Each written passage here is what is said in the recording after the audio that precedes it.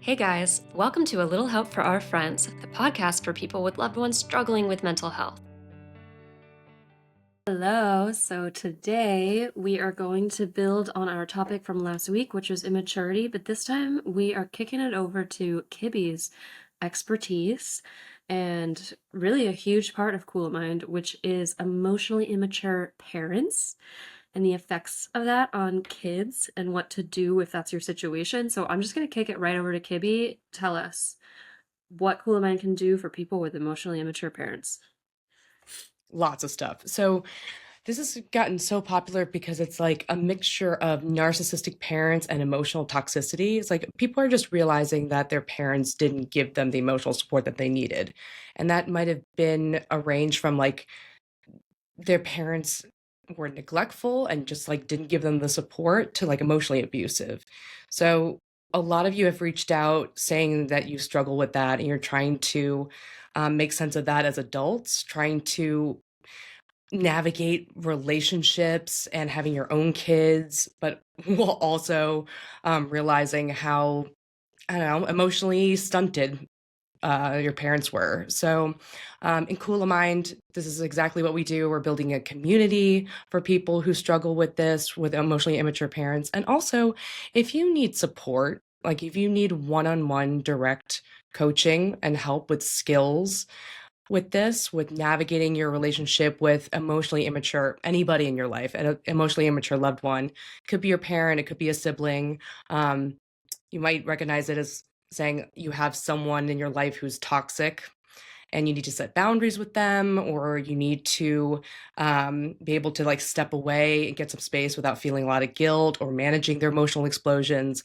That is all what we do, and that's all what we help with. So if you just want to talk to me and see, if we're a good fit for what you need, check us out on coolamind.com, KULAMIND.com. And also you could book a call with me for free in the link in the show notes. Perfect. Okay, so where should we start? Should we talk about like what emotional immaturity in parents looks like? Yeah, I think piggybacking off of what we were talking about last time, which is that emotion dysregulation, like people having trouble managing their emotions in healthy ways, it's basically emotional immaturity. And I think that it's got emotional immaturity's got a lot of attention in romantic relationships, as we talked about, and friendships, but also it's extra damaging in parents. So, I mean, just starting there, like emotional immaturity in parents can be really, really damaging to the whole family. Yeah, I mean, the problem is like if when you're a little kid and you're developing and you're met with emotional immaturity, how are you even supposed to emotionally develop? Because everything that's Right. being modeled for you is I'm not everything, but like a lot, a lot of it is damaging or chaotic. And so I give big kudos to kids who are able to kind of overcome this. Yeah, Only survive it you. really. I think we talked about this in the narcissistic parents episode, and I think emotional immaturity is a little bit less judgmental. Mm. I'm only starting to really understand this emotional immaturity in parents, becoming a parent myself, because now I'm really face to face with what immaturity actually is, right? It's having these intense emotions and really not knowing what to do about it. Yeah. And it's awful for everyone involved. The difference is that kids actually learn and they actually grow up, hopefully, and learn regulation skills. So that's really the difference there. But Well, and they don't have the same kind of power over you as a parent does. yeah, well, I mean, in some ways they my do, kid but has in some some ways power they have over me. more. You can't leave them. That's You true. have to do everything they say. Just kidding, kind of. It's it's interesting because I was like, why is narcissistic parents or emotional immaturity so popular these days on Google searches, on social media? Like it's just like such a popular thing to talk about. And the way I'm wrapping my head around it is that it's like our generation have like the boomer generation as parents, right? And they had their parents, they were raised by their parents. And I think that the generation above the boomers, like our grandparents, were at war.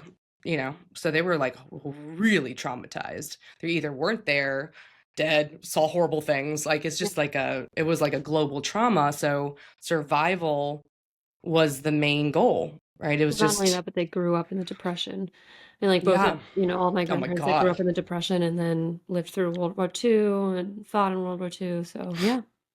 We really have not much to, I mean, we do have something to complain about, but like, if you really think about it that way, it's like, ooh, that was bad. Um, yeah, and it's just like that when you get to a place where survival is the most important thing, Mm. there's only a few emotions and a few needs that you have to attend to, right? You just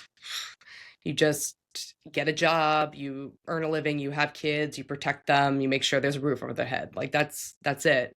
And so my impression is that boomer generation learned what you do to be successful and happy is get a job, a good steady career, keep moving up, um, get a family, 2.5 kids and a picket fence, go to good school, get prestigious things, like good marks, and then that's it, right?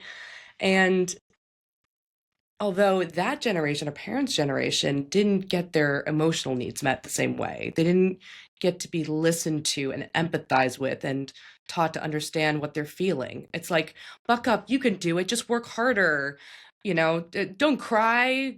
I'll give you something to cry about. Like that's that's literally like a grandparents Yeah. thing they used to say. Like, I'll give you something to cry about. So then you just have like this ripple effects of this emotional trauma coming down to us. And so now we're like, hey, there's more to life than just getting into a good college and getting a high paying job.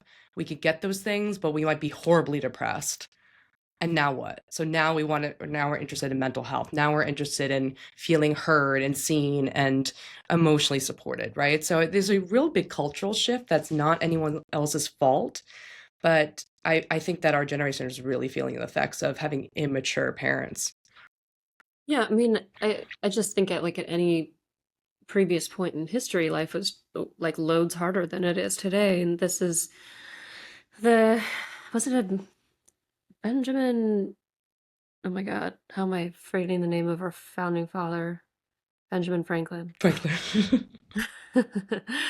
It was either a Benjamin Franklin quote or a John Adams quote or just a quote from the John Adams miniseries, but he was basically like, I am a statesman so that my son can be a doctor and then his son can be an artist, just, something like that.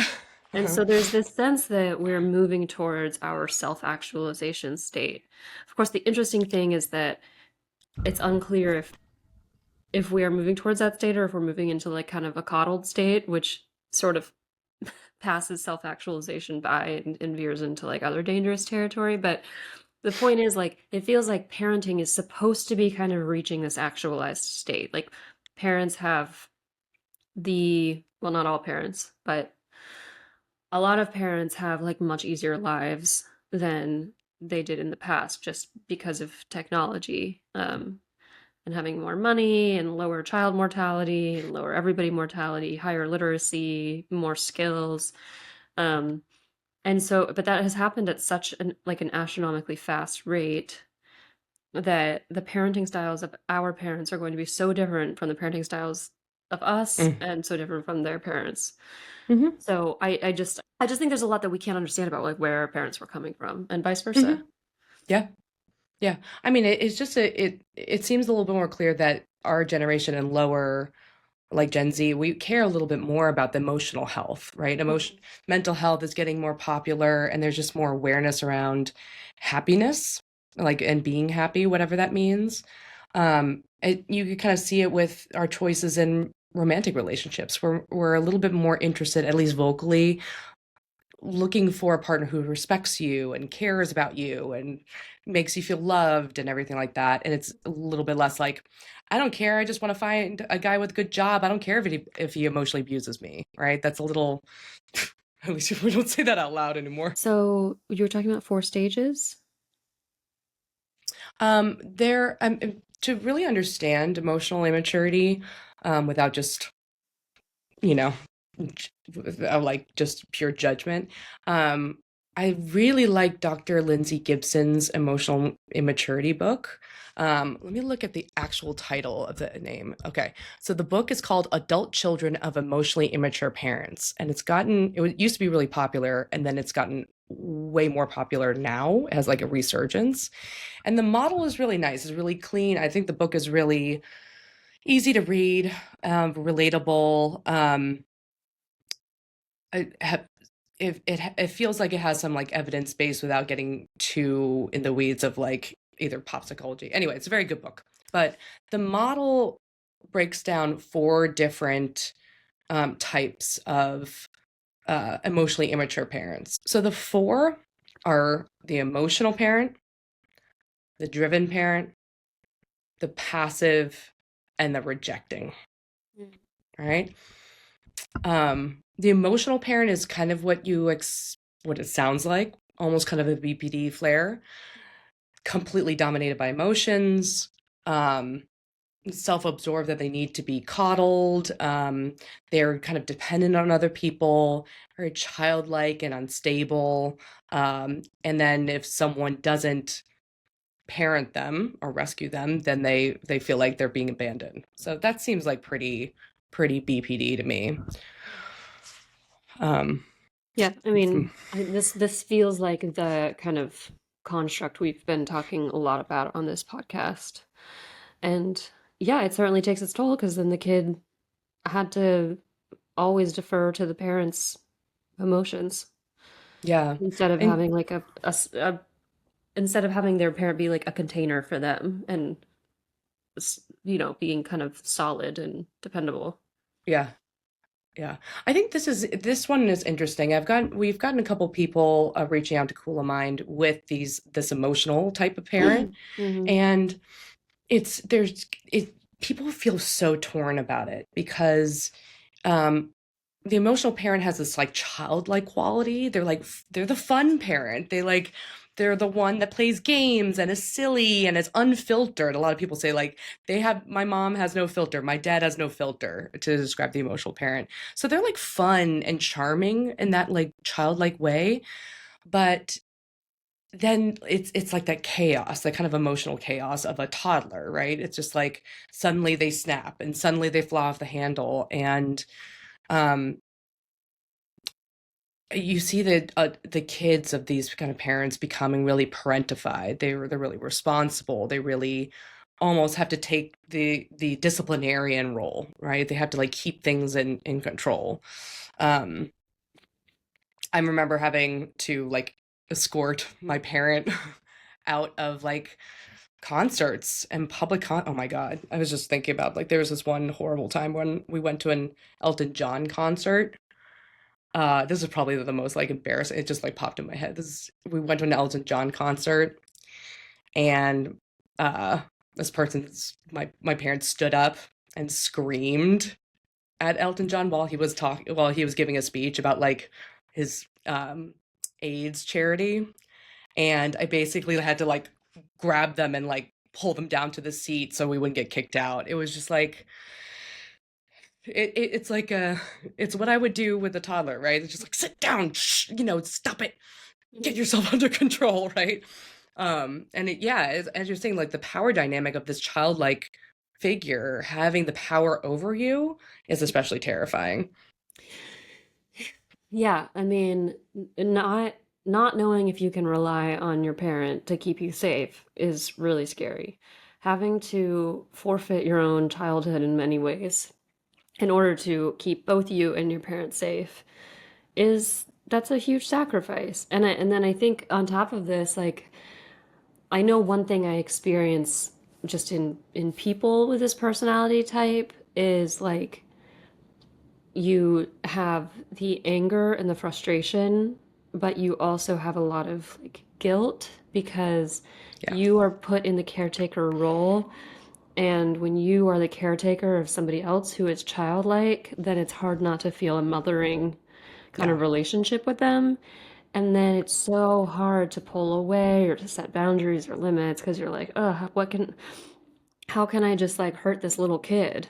yeah, yeah. It's like oh, they're really destructive and they actually have hurt me or I'm embarrassed or whatever, but like they mean well or they didn't Mhm. mean it or they don't know what they're doing. They can't control it, they can't help it, right? It is this like this helplessness in them that really pulls at your heartstrings and makes that yeah, that torn feeling of like feeling like you really want to set boundaries and just like, step away, but also feeling really, really bad about it. So yeah, this is a Yeah. hard presentation. It's really, really tricky. And it's interesting too. I feel like the emotional parents that I've heard of do really well with their own kids at younger ages. So they might really enjoy having a baby or a young kid because they're actually like well matched. But when the kid starts to individuate, grow up, become their own person, then that emotional parent really struggles because not only is the emotional development outstripping theirs, but they Yeah. feel less and less like they can relate to their child. Yeah, I mean, I would think that raising a child, if that's your emotional development, would be difficult because, I mean, I can see the argument for like, yeah, we're more similar in some ways when we're two, when the baby's two, but a 2-year-old does not give a shit about your feelings. So it's interesting thinking about like how they would handle that. And maybe they would have the wherewithal to say, well, that's because they're two. And maybe that's why as they get older, it's like, oh, you actually have kind of a brain and personality that has moral reasoning, and that therefore I'm more capable of being hurt by. But yeah, I Yeah, mean, I don't know how you can handle a kid saying, I hate you, mommy, when you don't have they cannot. Yep. uh-huh. No, you're really actually like you're making me realize something Hmm. that it's like the blind leading the blind. And when Jackson, my son, loses it, I go to a place that's like hyper regulated, like even a little bit too much. Like I'm like both Alex and I will just get really calm and be like, it's okay, we're here, calm down. Like we're really like, "Ooh, we're gonna but I didn't remember that when I was a kid. Maybe like my memories probably start around 5 or 6, so it's hard to remember what happens when I was a baby. But I remember getting upset or tantruming, and then my parent would also tantrum. Like I have memories of us co-tantruming together, Oh right? dear. Like Yeah. oh, fine, you're gonna do this, then I'm leaving, right? Like and Dr. Becky child psychologist who's like an influencer psychologist, she had a really nice um metaphor for this. It's kind of like if you're on an airplane and you don't know how to fly airplanes or how they work and you trust the pilot to be that person, and then you feel turbulence and you go, oh my god, we're gonna fall. Usually the pilot gets on the, it's like it's okay, it's north wind that's coming from the blah blah blah. But if they go, oh my god, we're gonna die, right? Like then everyone gets upset, right? So Uh-huh. it's like you want that parent to be the one who's at least, I don't want to say regulated, like not have emotions, but regulated in the sense that they're not scared and they're still in control. They're still like wise mind or the prefrontal cortex online that everyone could be upset. But like as a parent, I got this, I got you, you're not in danger. Like this is a feeling, it will pass. We're going to be okay. And the Right. emotional parent can't do that. Yikes. That is such a good metaphor. Okay, Yeah, who's right? next? Driven? All right. Yes. Yes, the driven parent.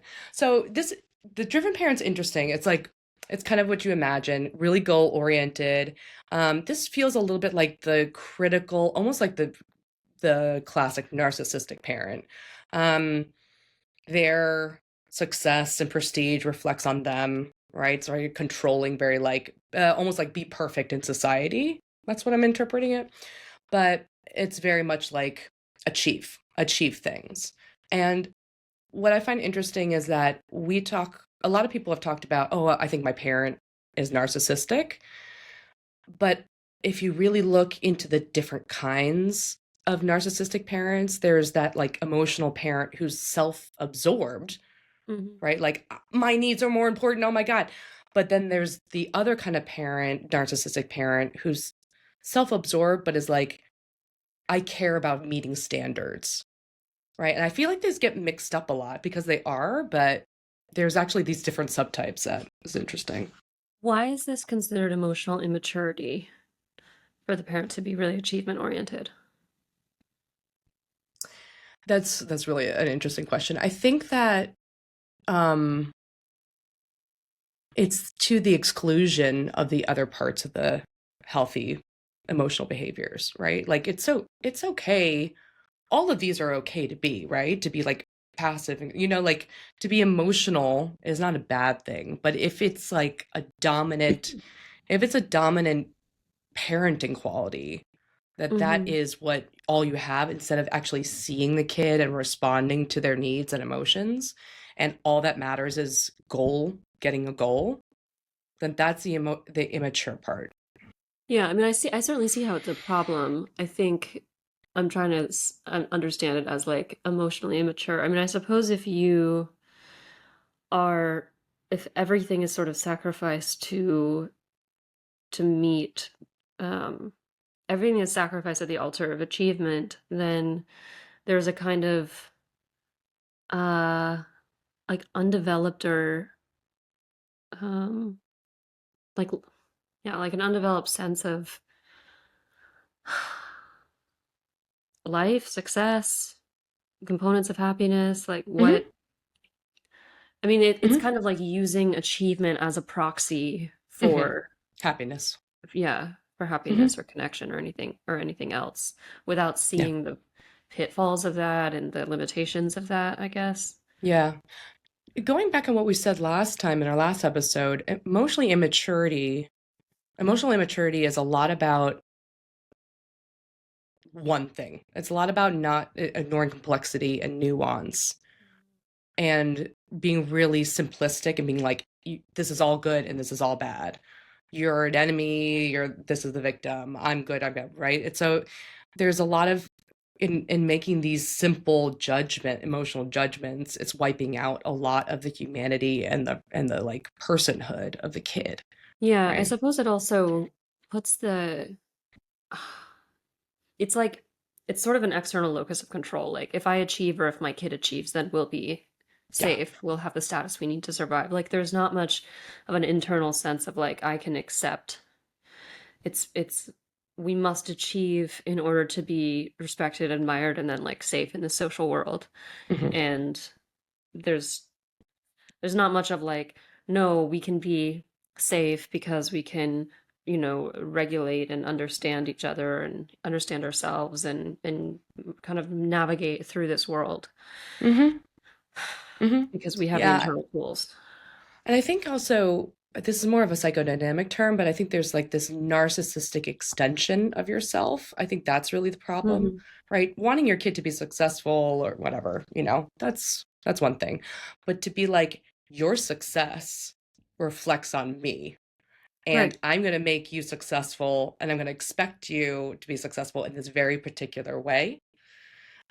It's just another version of ignoring that kid's emotional life, right? Whether I'm freaking out and I'm very emotional, or if I'm like, you must do well in this one thing, you must get into the college that I went to, right? It's still like me, me, me, me, me. And here's like the simple way that I see it. I'm just completely ignore you as a whole human being with different needs, right?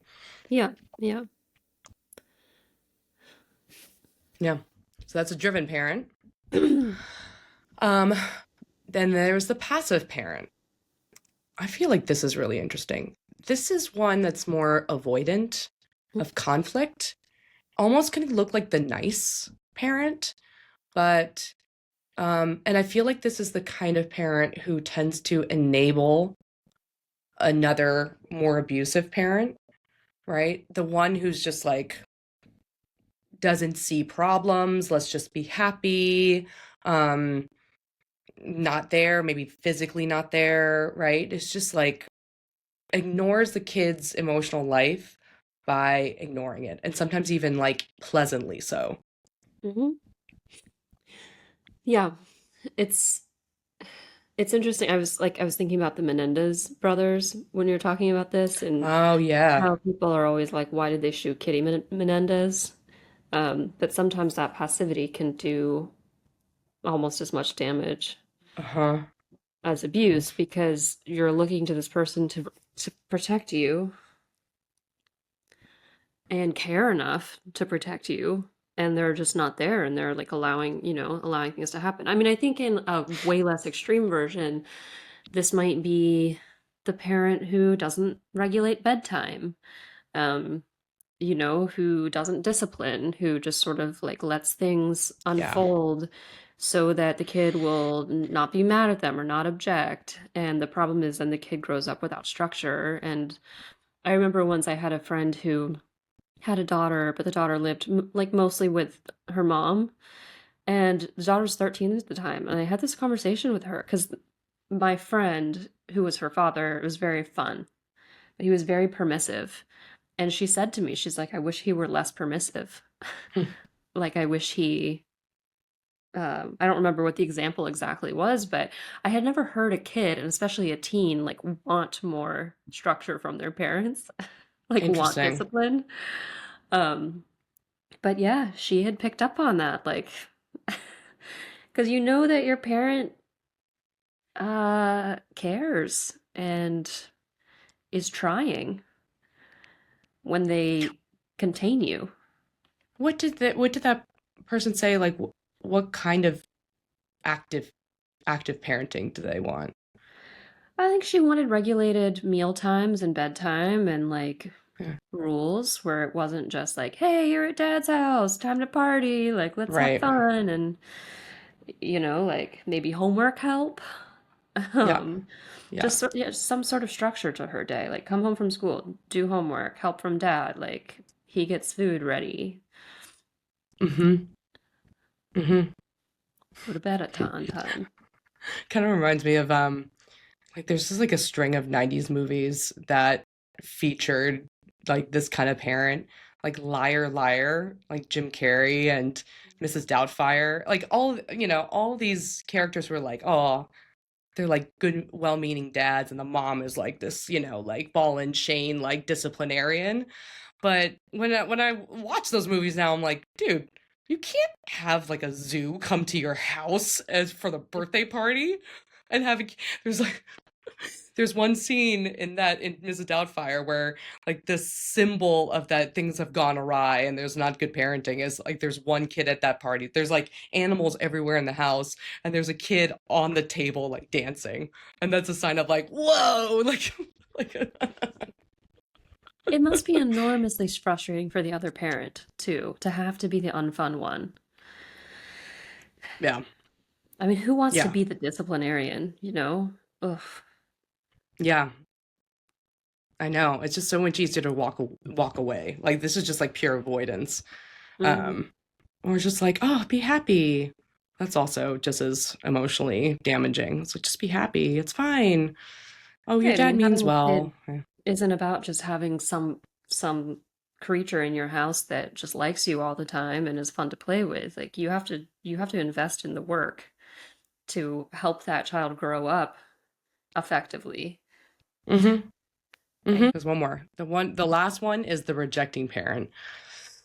Um, this one is just, you know what? I guess I'm a little confused because, um, this feels like the passive parent, but it's a little bit like it feels a little bit more bitter. Like the rejecting parents, like, I don't want to be close to anyone. I want to be alone. Um, everyone's getting in my way. Everyone's like too chaotic, messy.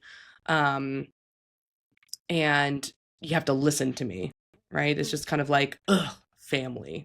That's kind of how I picture the rejecting parent, but it does kind of feel like a passive parent. But I guess a passive parent has a little bit more room to be um, pleasant. Yeah, I mean, the passive parent can be fun, right? I mean, Yeah, but the that's rejecting true. Yeah. parent is the rejecting parent is rejecting the child in some way. Mm-hmm. Mm-hmm. It's almost just like push away. It's like not only just avoidance, but it's like pushing away. No, thank you. Mm-hmm. Um, And uh the example and the training that I did on this, the example of the rejecting parent is Nancy, who is Tony Soprano's mom in The Sopranos, Right. who's just like this old lady who's just like grumpy, who's just like "Meh," like grumpy, like the grumpy parent. That would suck to grow up with. Yeah. I'd take passive and driven any day over someone who seems like they have no interest in me. Yeah. Yeah, but at least with a rejecting parent, you could kind of do what you want, right? Like if they don't care about you, you could kind of do whatever you want. Whereas the driven parent wants to control you. They really care about what you do. They want to know who you're dating. They want to know like what job did you get? Like they're more meddlesome than Yeah. the rejecting and passive parent. I mean, I'm trying to figure out what my dad had. He was pretty neglected by his parents. And kind of hated his mother growing up. And his mom would do things like sunbathe nude in the backyard and have sex with other men in the house. And my dad would like see it. What? Yeah, not so. Yeah, so my dad grew up in Bermuda and he was just always like outside playing, doing his own thing. And now he's not in touch at all with any of his emotions. So he wasn't helped to emotionally or socially develop at all. But I don't know if there was a quality to his parents that was just like get away, go away, or if they just didn't give a fuck. Yeah, maybe just like passive or neglectful. I mean, I guess it's hard to tell what people are unless you see what these parents do when the child has a need. When the child is crying or needs some support, what does a parent do? Do they walk away? Do they say, "It's okay, be happy"? Or do they freak out? Or do they say, "It's okay, you just gotta work harder and get, like what do they do in response to that emotion besides for validating and being there with that emotion? Right. Yeah. Yeah. I just don't think they were there for him. I don't get a That's so sense that they sad. ever helped him through an emotional experience. I mean, maybe that's not true, but he came home from boarding school one day and his father Yeah. drove him to a different house and said, hey, this is your stepmom and your 3-year-old sister.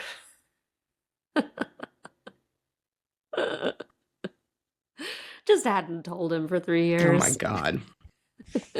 Oh my God. What? Yeah. I've heard of this story, but it is so crazy when you say it. Yeah. How did he He was like, react in yeah, that moment? I divorced your mom. We're done.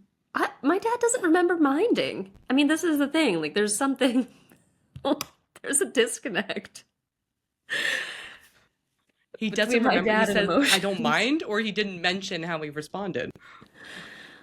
Oh no, I've asked. I was like, "Are you upset?" And he's like, "No, I don't think so." I'm like, how the hell could you? Because he didn't like his mother. So I see. I guess he was just like, He was "Cool, like an improvement. I would do this too." Yeah, Yeah, but that's so funny. Yeah. Oh, poor guy. Your dad's lovely too. It's like it's sometimes when you talk about like why are you and parts of your family like most stoical, but actually like I find you guys really warm. It's just like you don't like collapse into distress. yeah, So yeah. you're just like you know non-emotional in the, in the negative way. My mom's emotional. I mean, I am emotional. It's just usually in response to like personal distress versus like watching movies and crying. But I did cry in Shrinking. But yeah, Good for my you. dad is emotional in a way. He just can't. I don't think he has any idea what to do with other people's emotions. Probably because nobody had any idea what to do with his. So he was just like, I guess I'll just go to the beach and hunt crabs or whatever if I'm feeling sad.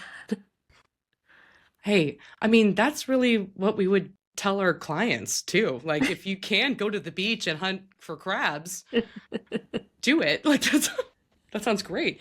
But I get what you mean. How did he respond when you were upset or when your siblings were upset? I mean, I remember him when I was really young, like holding me and crying, holding me and like patting my back a couple times. But I don't think he would know what to say. I would always go to my mom. Like, I don't feel like anything was missing from my childhood or emotional development because I had my mom. Um, and she was quite validating. Mhm. Um, but yeah. Mhm. Mhm. And then my brothers probably just made fun of me. Cool. Yeah, that's what brothers do. How do you work through your emotions these days? Well, I mean, I often vent to friends. Um, I mean, I'll certainly cry it out if there's something to cry out, but I do a lot of ruminating at friends. I mean, Mhm. I try to keep that curtailed enough so that my friends won't be driven insane. Um, Mhm. but I don't know. I mean, I feel like for most like low level normal stuff, I mean, I use like pretty healthy coping skills. I mean, I'm a huge cognitive restructurer. Like I reframe shit constantly in my head. I think about like every single angle. Like, is this personal? Is this not personal? It's probably not. I try to not catastrophize or things like that. So I guess that's kind of like my first response.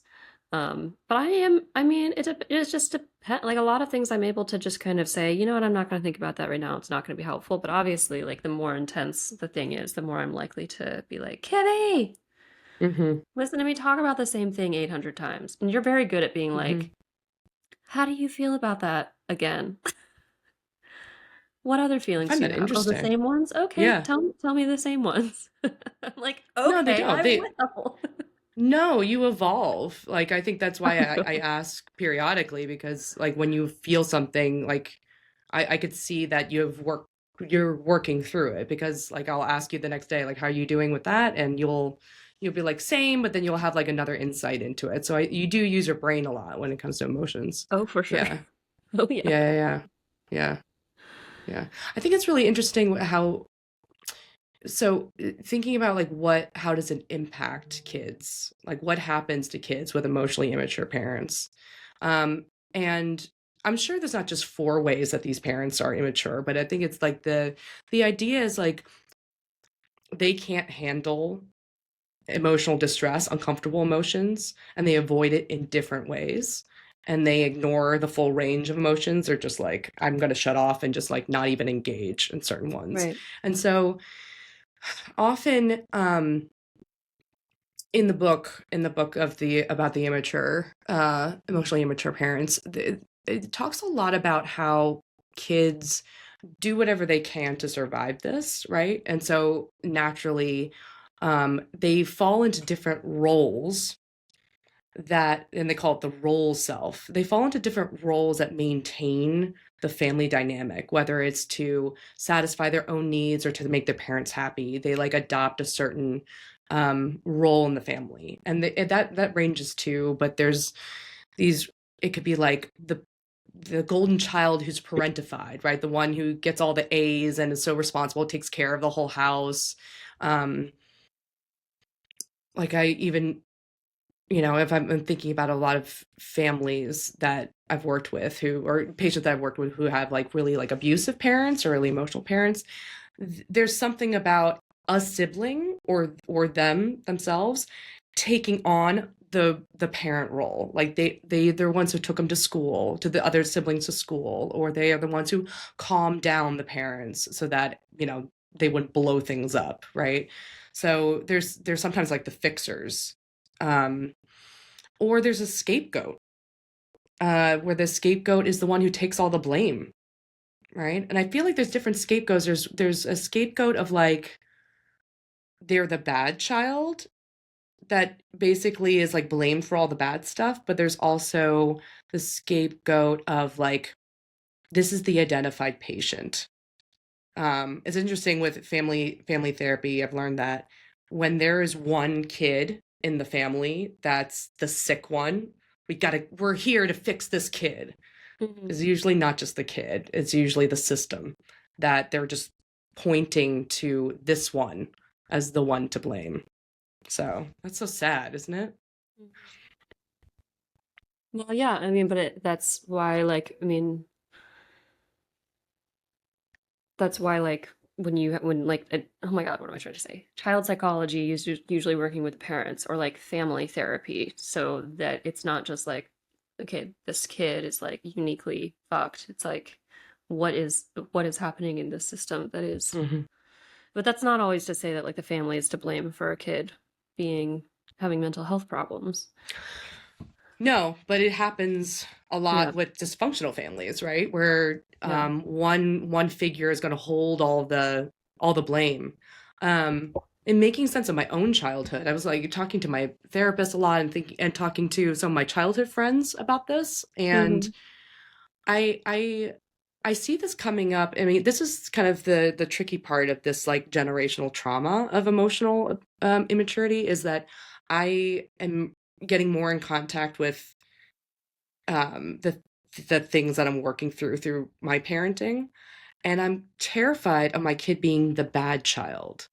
And I didn't understand it at first, but like I got a call from this like our preschool teacher, and my immediate I was just every time I got to get a call from the school, I'm terrified, and I'm terrified because I'm scared of them saying, you know, Jackson did this and this and this. He's a bad kid. Like, you have to fix it. He's acting out. And and I was just like obsessed with that. Like every time I get a call, and Alex is always like, "What are you talking about? Like, just it's gonna be fine. He's a great kid. What's wrong?" And I'm like, "Why am I so scared of that?" I'm like, I think I really did adopt a scapegoat in some ways, like a scapegoat role. Um, there's a little golden childish because I also like navigated through things by being like academically um focused, but I do see myself as like the bad one, the rebellious one. And actually sometimes when I get validation and like approval from systems or something, I feel like uncomfortable. Um and yeah, I just realized and my childhood friend told me that I was constantly trying to do the right thing, but I was always seen as the bad kid by my parents. Like they said, I'll show you the text message. She was like, you were always called like disobedient, too stubborn, too forceful, too much in some way. And I kept trying to be better. I kept trying to be like a good kid and doing all the right things. I still got yelled at. And I think I carried that until now. Like they're worried that I'm going to pass it to my kid. Was that from both parents? I think I passively felt that from my dad because he got this new family, and this family in comparison seems so good. Like they would just sit and read together. There's no conflict. Those kids are great. They're like lovely. There's a lovely family. And I'm like this storm, right? Coming in, fighting with my mom, and like literally getting kicked out of my mom's house and having to live there, right? So I was like the black sheep by proxy. I don't think that actually a couple of times my dad told me I was a bad kid, but I think later on he still respected my rebelliousness. So he Right. he actually like didn't see those qualities as bad. But You're so set up. I I mean, know. how like how are you supposed to be in your dad's family when you're dealing with so much chaos at home? I don't know. I felt really bad because I felt like I was bringing the black cloud, Hmm. which I was told many times that I was and I was. I would have a fight with my mom and I would go over to my dad's house and my mom would call and there'd be screaming, I would just bring this emotional chaos over there. And so there was this feeling of like, Kibby and this is going on now. So I definitely felt like I'm the bad. I bring badness to this world. It's just so obvious in listening to the story that you don't bring the badness. It was the person who was then pursuing you, kicking you out, and then pursuing you. Yeah, now I know that. As a 39-year-old, having my own kids and getting a PhD in clinical psychology, now I know that maybe I wasn't all bad. Maybe I contributed to the badness, but I didn't make it. Such a bummer. I mean, I feel like most people, if they at least saw how you turned out, I haven't known you for your whole life, would be like, yeah, dream daughter. Like, I was a nightmare. I really was. I really was like I tantrumed. When I was a teen, like my boyfriend and I would have screaming fights on the street where I'd run sobbing. Like I did that at the age of somehow, 23, so. we'll see that we all things I thought were abnormal. Um, but yeah, I mean, I think I held that for a while, being the scapegoat, and I think that that's what helped me sometimes when it comes to like doing DBT or being screamed at or something like that. I'm like, yeah, I deserve this. It's fine. Like I'm used to this. I'm used to being yelled at. Um, it's it's all right. It's the I saddest know. thing I've ever I feel like heard. this. I feel like this podcast has become like Kibby realizes levels of emotional abuse. But yeah.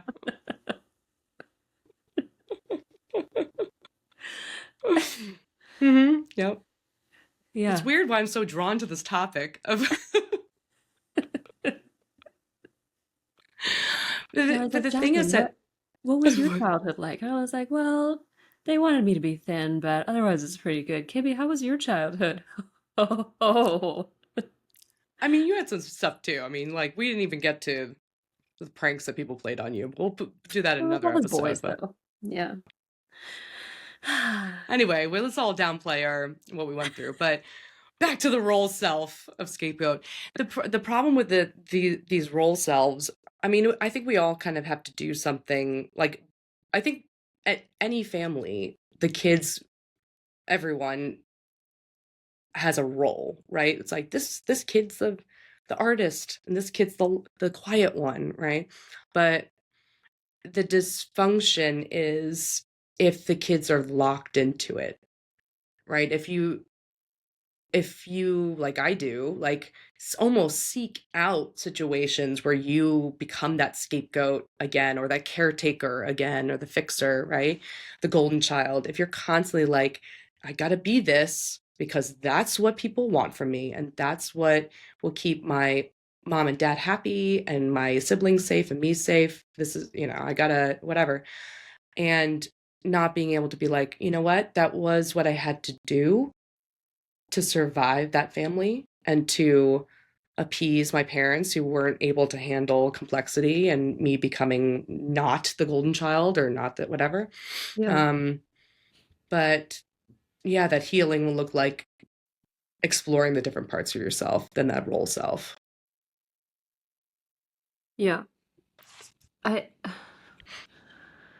I would just think that like if this resonates with you, it would be such an eye opener to be like, holy shit, like I've been playing out this role based on like a family dynamic and have been either like blaming myself for things or seeing myself in a particular way just because of like someone in my family couldn't give me the Yeah. yeah, the stability I needed and the warmth that I needed. Hmm. So we've got golden Yeah. child, scapegoat, and who else? I mean, I think there are different ones. There are,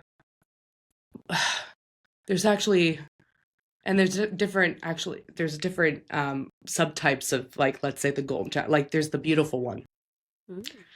right? You know something about that, Miss Bachelor. All of my siblings were trying to be that though. Okay, so you I was all have that expected to role. be that. No, Yeah. I mean, like, I think, didn't you mention that some of your siblings had a little bit more emphasis on their career or like work competency? Uh, Only because my two oldest siblings were the most academically successful, but I think Andrew and I were pretty equally like obsessed with the idea that I mean, like my brother Andrew, I think has some damage that he wasn't academically like oriented. And he like calls himself the black sheep of the family. He happens to be very good looking, so like he gets to be the beautiful one, but I don't think that was his emphasis necessarily. Mhm. Interesting. Interesting. Yeah. I think it's, yeah, I think it's probably less of like what roles come out and more like the rigidity with these roles? And do the kids feel allowed to become different types of people? Right? The other roles that pop up are the invisible child, which is also I think is called the lost child, like the one who's just absent, who tries to disappear in the background, who tries to quote like not draw attention to myself. That's why I hear my invisible child clients say like I just tried to be good and quiet and just not draw attention to myself, right?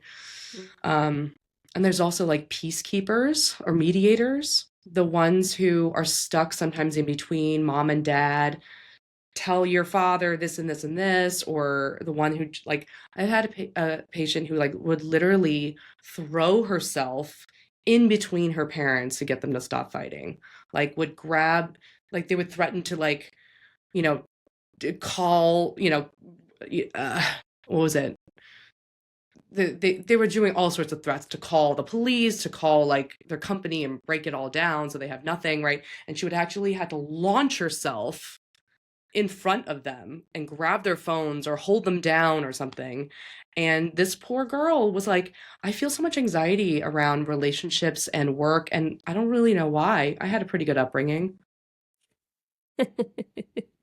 We can normalize anything when it happened to Yeah, us. yeah. It literally was normal for her. She was like, oh, this is what parents do. Like they just fought a lot. Yeah, well then no shit she doesn't want to get married. I mean, or have a relationship subconsciously. Yeah, I wouldn't be signing up for that shit either. I know. Yeah. It feels like, and I imagine how hard it must be to imagine a relationship like that without that mediator role, right? When it's just like you two, Mm-hmm. and all the blueprint you have is like two people fighting. Mm-hmm. Um, you know, you're like, oh Yeah, that God, would be a like, ton of work. If you know that you're the mediator, so you have to be both that and probably going to be in fights, like that's yeah. Or just not get rescued by any mediator. yeah. It's interesting. I feel like when our patients or clients come up against their role self, the kind of the person they have to be around their parents, what's interesting is like they talk about how that stresses them out. Like they come into therapy being like, oh, I'm really anxious about, getting successful at work, getting this promotion, right? And they're like so driven to do it. And then when they start to feel like, oh, wait, this is a coping mechanism, and there's more to me than just this coping mechanism, then I think when they do a little healing, it's interesting to watch them go back into their families for like Thanksgiving or Christmas, and Mm-hmm. then adopt that role, and then feel like that anxiety or that like almost kind of like disappointment in themselves, that they're like, yeah, I had to do that. I had to put on that mask Yeah, around them. yeah. So it's interesting. Yeah, I think that so talking about like what do you do when you have an emotionally immature parent? Mm-hmm. Just, you know, reaching out to What's cool of mine and getting us Yeah, to because help it's you. such a broad thing, right? It's hard to be like, here's a tip when it's like, well, what kind of emotionally immature parent and like what role did you play and how has that affected you today? And like, is this parent somebody you need to set boundaries with, or is this parent somebody that's like, like not causing massive problems in your adulthood? So it's hard. But I do think like learning to talk about these things and these elements in your own development can really help you be in relation to other people, because if you notice some of your patterns coming up or if you notice this role coming up for you, then it is going to be enormously helpful to be able to communicate that. Yeah. Yeah, I think that even just listening to these different types and identifying what resonates and being like, oh, Mhm. sometimes it could come with either direction, either like more anger towards that parent or more compassion. Like, Right. oh, they're this driven critical parent, and I just thought there was a bad person who hated me, but actually it's like an immature person who's like scared Yeah. of emotional complexity. I think this, Or yeah, sorry. no. I just wanted to make a note about the driven parent. It seems to me that there could be a cultural element here. And I mean, for instance, we talk about tiger moms, that is like Asia. We don't, that's referring to like a specific, not a super specific ethnicity, but I just wonder if sometimes what we're encountering isn't necessarily emotional immaturity, but a needed adaptation to an environment. I mean, if you think about Beijing and how many people are there, if you don't accomplish things and achieve, then you could have a pretty poor standard of living. And so some of this might be like, this is how I've learned to survive. And in a flourishing society, you don't need rigidity to the same degree. But we might not be, your parent may not have grown up in a flourishing society. They might have grown up in a place where if you don't achieve, you're fucked. And so they're Yeah, going to pass that on. yeah. I think that uh, I think a big takeaway from this conversation is that these may not be necessarily bad people. I Yeah. mean, some emotionally immature parents can be very abusive and like malignant, where they kind of enjoy have no empathy and actually enjoy hurting people. But a lot of them can just be like little kids inside, and they've adapted and did what they can to survive, and whatever society dictated what that meant, right? Like a driven parent, okay, you just needed to get a good job to survive. In war times, you can't be afraid or sad or wondering about your inner life. Like you just gotta like literally survive, right? Right. So it just means that there was something that was emphasized more heavily, which led to a stunting and a less development and less attention on another part of them.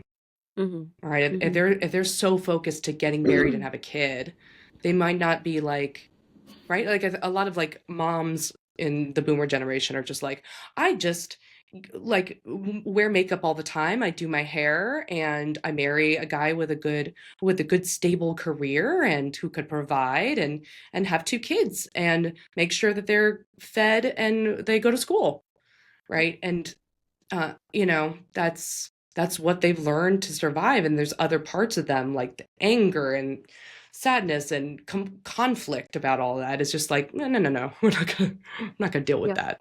Yeah.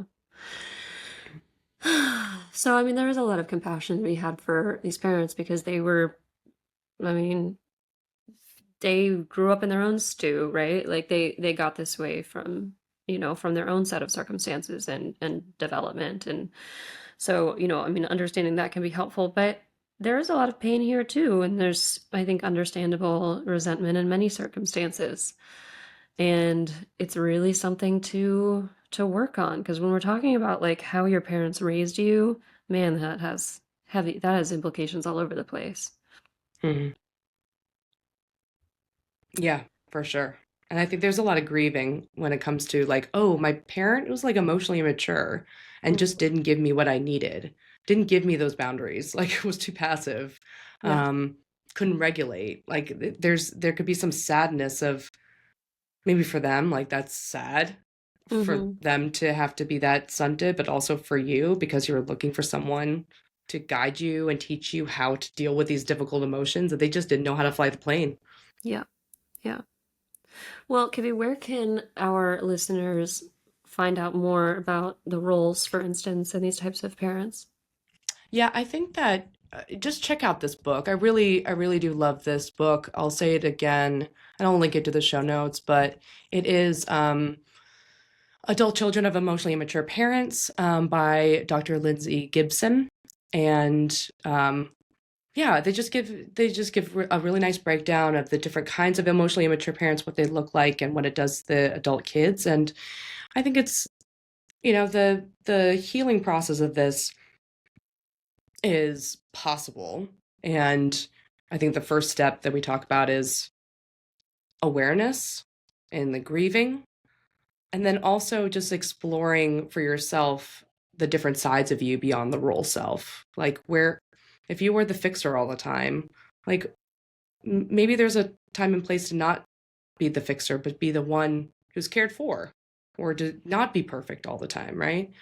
Um, a tip for loved ones to not do is do not do the common thing that people tend to do, which is, oh, but they mean well. They're your parents. They love you. I've gotten that over the years so much. And I know where I know where it comes from because they can see the love in the parent, and usually it really does look like a mismatch, right? Like these parents who are emotionally immature want to love and want to do well. They're trying their best, but they just don't have the capacity. But there is sometimes like this emphasis on um the roles and the expectations of the roles, right? I'm your parent. You should listen to me. Even though Mhm. I'm acting like a child, you should listen to me. And I know that that was a little bit more emphasized in the generations before, like respect your elders, do this if you're the parent, never talk back to. But I think especially when you have an immature parent that feels weird. It's like, well, you weren't like the parent that I was looking for. So why are you looking to me to fulfill my child role? Yeah. Um, but it also, what it does is wipe out the emotional complexity of the personhood, right? It's your parent, it's your father. Forgive him. He means well. He's your dad. You should talk to him. It's like, if he's abusive, Mhm. right? Then what you're telling is that person is obligated to be abused. And I think that at this um the way that our society's values have evolved to be more about mutual respect and earned respect, that whole role obligation doesn't have a place anymore. So Yeah. Well, I think that's a beautiful place to end. So, check out that book and check out Cool Mind if this is something you are struggling with. Kibby's program is like designed for, these kinds of issues. And we'll see you next week. By accessing this podcast, I acknowledge that the hosts of this podcast make no warranty, guarantee, or representation as to the accuracy or sufficiency of the information featured in this podcast. The information, opinions, and recommendations presented in this podcast are for general information only, and any reliance on the information provided in this podcast is done at your own risk.